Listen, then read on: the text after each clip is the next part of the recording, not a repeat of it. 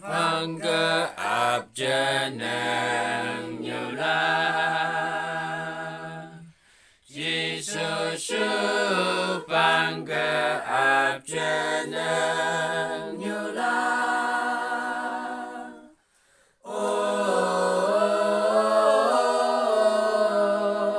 chăm chăm ngay cả khả gai bay cả nhai nhằm mai đại nhai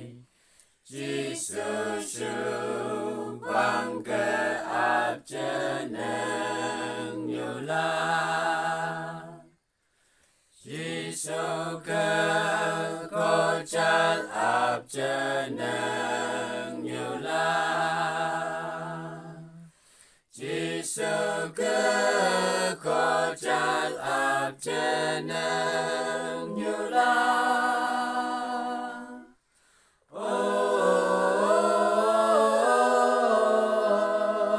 chăm chăm ngay cả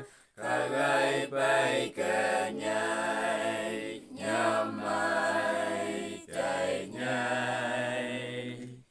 Giêsu cơ có chát áp chân nang Nyula Giêsu vô lấy với sân cơ nang Nyula Giêsu vô lấy với sân cơ nang Nyula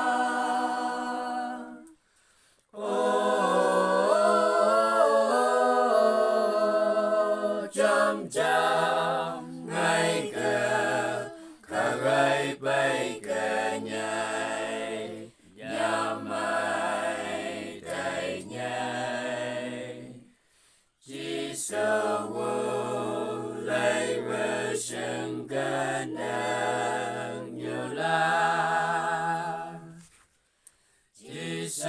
yang ngay lấy sân cơ nang Nyula Giêsu yang ngay lấy sân cơ nang Nyula